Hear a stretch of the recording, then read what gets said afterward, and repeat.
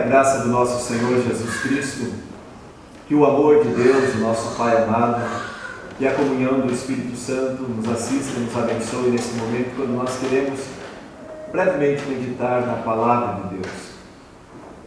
E eu escolhi para o texto da reflexão de hoje a leitura de Hebreus, que há pouco nós ouvimos, no capítulo 3, versículo 12 em diante, e eu destaco para esse início o versículo 14, Hebreus 3, 14, onde diz assim: porque nos temos tornado participantes de Cristo, se de fato guardamos firmes até o fim a confiança que desde o princípio nós tivemos.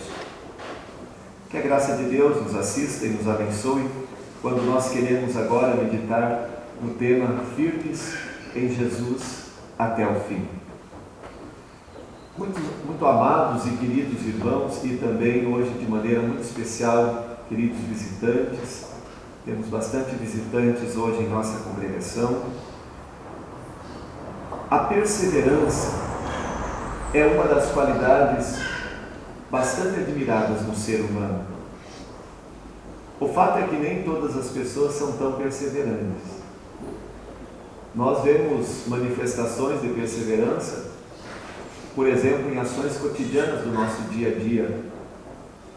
Às vezes, quando vamos ao banco, encontramos uma fila imensa, precisamos ser perseverantes ou não. Outras vezes, no restaurante também, quando está muito cheio, às vezes é preciso optar entre ser perseverante ou desistir. E assim são muitas ações na nossa vida, ou muitas situações do nosso cotidiano, onde nós, às vezes, precisamos optar entre ser perseverantes ou desistir da perseverança. Por isso disse alguém que perseverar é recusar-se a desistir. Sim, perseverar em alguma coisa é se recusar a desistir daquilo. E você? Desiste fácil das coisas? Ou você se considera um ser humano perseverante? Todos nós temos algumas coisas que nós somos mais perseverantes do que outras. A Bíblia tem uma porção de textos onde ela fala sobre a perseverança. E uma porção desses textos são ligados à vida eterna. A Bíblia faz uma ligação muito forte, muito estreita sobre o tema da perseverança e a vida eterna. O hino que nós acabamos de cantar agora, ele fala no estribilho: fica firme no caminho, não te esqueças de Jesus. Está falando de uma perseverança. Uma perseverança de fé, uma perseverança de esperança, uma perseverança daquilo que cremos. Hebreus capítulo 3, versículo 12 a 19, que foi o texto lido hoje no culto, é um trecho da Bíblia que fala da perseverança, sim. Hebreus é um livro escrito mais ou menos em 65 depois de Cristo. Portanto, o contexto histórico do livro de Hebreus é a perseguição do Império Romano. Um tempo difícil para os cristãos. Um tempo onde ser cristão e professar a sua fé poderia ser sinônimo de morte, de perseguição, de castigo. Portanto, é para esse povo que enfrentava esse tipo de perseguição que o apóstolo, provavelmente o apóstolo Paulo, não temos certeza se foi ele que escreveu o livro de Hebreus, ele escreve esta palavra de exortação e ao mesmo tempo de estímulo.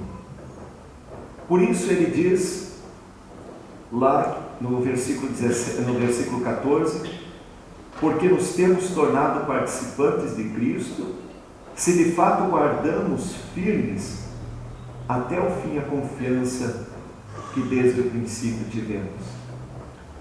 E aí, a partir do versículo 16, do versículo 15, ele fala sobre endurecer o coração. E ele diz que endurecer o coração é confiar muito mais em nós do que em Deus. E esta incredulidade, esta dificuldade de crer nas coisas que Deus revela, é que trazem para o homem a dureza do coração. E aí ele cita o exemplo do povo de Israel, lá na época do Egito, quando foram libertados. O pessoal que assiste a novela da Record, 10 Mandamentos, está acompanhando que o povo ainda está preso lá no Egito, né? Está cativo. Daqui a pouco Moisés vai libertá-los. E acontece que esse povo que vai ser libertado por Deus, eles nem todos vão entrar na terra prometida. E é exatamente disso que o versículo 16 em diante está falando. Ele está dizendo que nem todos eles entraram na terra prometida porque endureceram seus corações. E daí, se a gente se lembrar do relato lá, quando conta a história da libertação do povo de Israel do Egito, a gente vai começar a prestar atenção que esse povo, eles viam a manifestação de Deus o tempo inteiro, mas eles tinham uma dificuldade de crer que Deus providenciaria o próximo passo também. Eles eram uma espécie de Tomé, eles precisavam primeiro ver para depois crer. E aí eles reclamavam de Deus. Reclamavam que Deus tinha trazido eles para o deserto para que eles morressem de fome. Reclamavam que Deus agora ia matar eles de sede porque no deserto não tinha água para beber. E Deus sempre providenciava.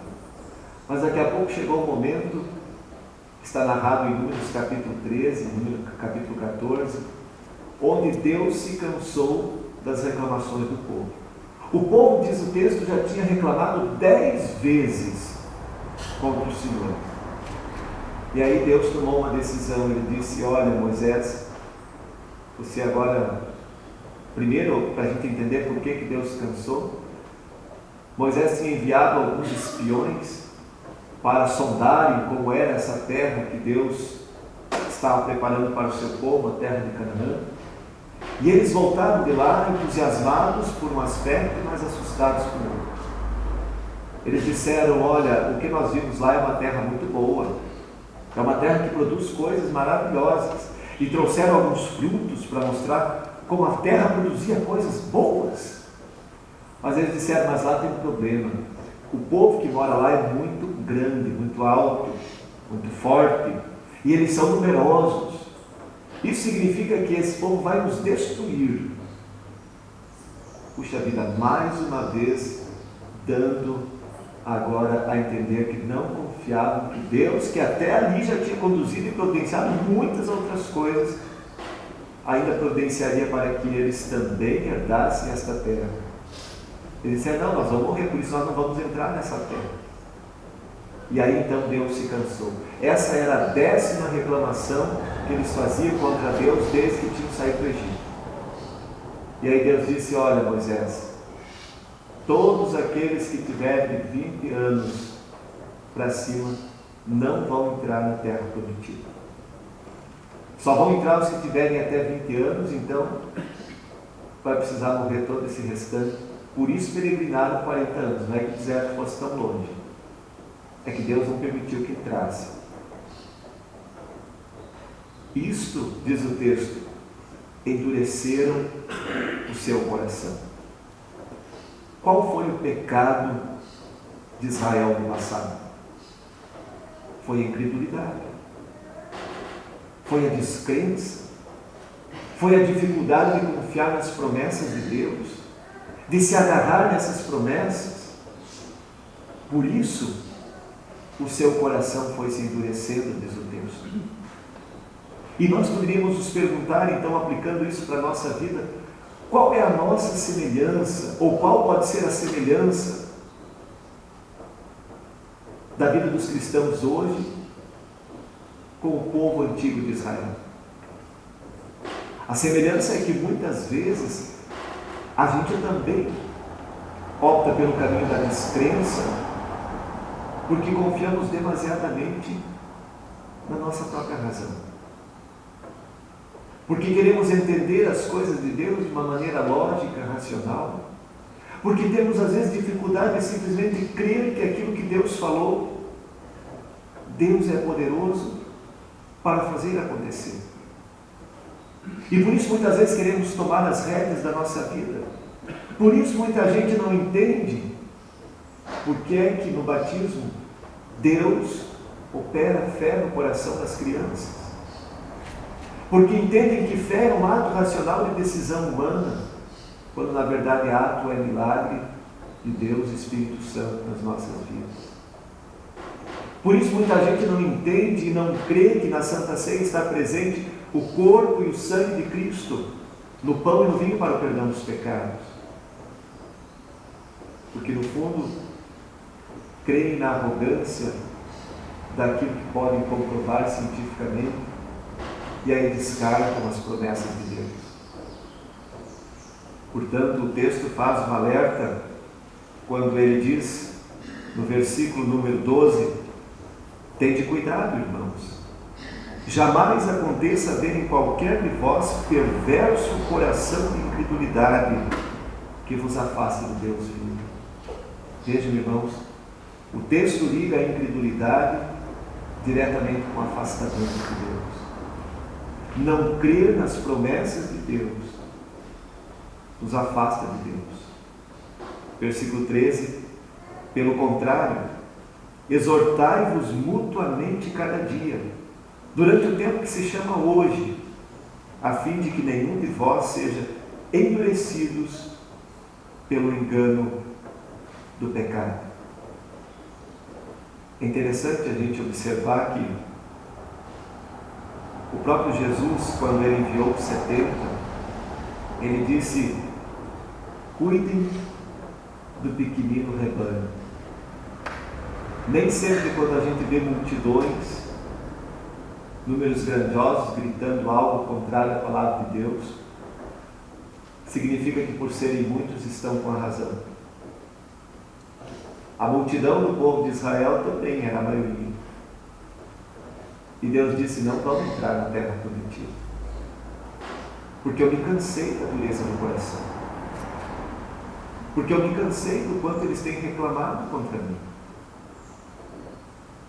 Sim, amados irmãos, o texto de hoje nos chama para um convite de crer no Evangelho.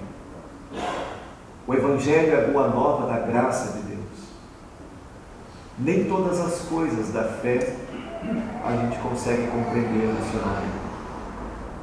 Ou melhor, a grande maioria delas nós não temos como comprovar. Nós cremos no céu, mas nunca fomos lá. Nós cremos na vida eterna. Nós cremos na salvação, mas nunca estivemos lá. Mas nós cremos porque crer é justamente isso. É se agarrar com convicção nas promessas de Deus. E nós cremos não porque seja uma promessa qualquer, mas justamente porque quem faz a promessa é Deus. E por isso nós podemos crer com toda a confiança. As provações da vida, elas servem para nos aperfeiçoar. Elas servem para fazer teste para a nossa fé. Quando muitas vezes nós escutamos coisas que podem nos afastar da presença de Deus, nós deveríamos olhar para o exemplo do prego. Quanto mais o martelo bate no prego, mais fundo ele vai na madeira. Assim deveria ser na vida cristã. Quanto mais nós temos a nossa vida provocada, quanto mais nós temos as nossas certezas ameaçadas, mais fundo nós deveríamos ir na palavra de Deus. Porque é lá, nela, lendo, conhecendo, que nós vamos conhecer a vontade santa de Deus. Mas uma forma errada de ler a Bíblia, e que a gente não deveria fazer, é quando a gente cria as nossas opiniões e sai feito um detetive caçando toquinhos da Bíblia, pedacinhos que vão justificar aquilo que nós inventamos que cremos. Isto não é crer. Isto é criar uma ideologia daquilo que eu acho que é, e procurar pedacinhos fragmentados na Bíblia para amparar aquilo que eu digo que é verdade. A leitura da Bíblia deve ser diversa. A Bíblia precisa nos ler, de maneira que nós a leiamos para que ela fale aos nossos corações, para que ela nos diga, e não para que eu diga para ela qual é a vontade de Deus. Há muitas tentações que tentam nos arrebatar do caminho da verdade. Por isso, o apóstolo faz o seu convite, o seu chamado. Permaneçam firmes até o fim. Quem crê de fato em Jesus não precisa de sinais. Quando o povo estava ansioso por sinais visíveis, e aliás, esse é o mal do nosso tempo, as pessoas querem sinais visíveis de Deus, como se não bastasse acordar vivo, como se não bastasse o pássaro que senta na janela, a flor que abre, como se essas coisas já não fossem sinais da presença poderosa de Deus. Mas querem sinais de milagres. O povo sempre correu atrás disso. E Jesus, uma vez, quando viu essa situação, ele disse: uma geração perversa pede sinais, mas não terá. Quem precisa de sinais para crer, então não crê. Ele primeiro vê, comprova, e aí ele diz: então está bom. Mas crer é indiferente de sinais. Aliás, Deus faz muitos sinais na nossa vida. Sejamos perseverantes. Você já observou uma formiga carregadeira? A formiga carregadeira resolve carregar uma folha que às vezes é 2, 3 tanto maior que ela, né? E ela vai penando, daqui a pouco dá um vento, ela cai, mas ela não se entrega, ela levanta de novo, ela vai mais um pedaço, e é difícil até ela chegar. Quando ela chega lá na porta do formigueiro, um outro problema. O buraco de entrada, a porta do formigueiro, é menor do que a folha que ela estava carregando muitas vezes. Puxa, e aí, né? Entregar os pontos agora. Nadou e vai morrer na praia. Aí você observa a formiguinha, abandona a folha e entra no formigueiro. Aí você pensa que desistiu até que enfim. Que nada! Quando você pensa que ela desistiu, lá de dentro sai um monte de companheiras que ela foi buscar. E aí se passam a cortar a folha em pedacinho pequeno. E aí carregam os toquinhos da folha para dentro do ninho outra vez. Isso nos ensina também com respeito à perseverança. E nos ensina também que nós, enquanto igreja, também somos chamados para ser essa colônia de formiguinhas, para ajudar os irmãos também que estão fracos na fé. Em primeiro lugar, nós nos fortalecemos na fé. Mas em segundo lugar, nós sendo instrumentos de Deus na vida daqueles que às vezes estão sucumbindo, sendo o braço de Deus, sendo a boca de Deus, sendo o ouvido de Deus para o nosso irmão, exortando quando está no erro, chamando-o para perto da verdade. Permanecer firmes na fé é ter essa certeza de que a palavra de Deus não falha jamais, mas é ter também a certeza de que Deus nos deu essa tarefa de, além de perseverar, também testemunhar, falar do seu amor no mundo. Que Deus nos mantenha sempre firmes na sua fé e que nos alinhe a promessa da palavra quando diz: ser fiel até a morte e dar-te-ei a coroa da vida eterna. Em nome de Jesus. Amém.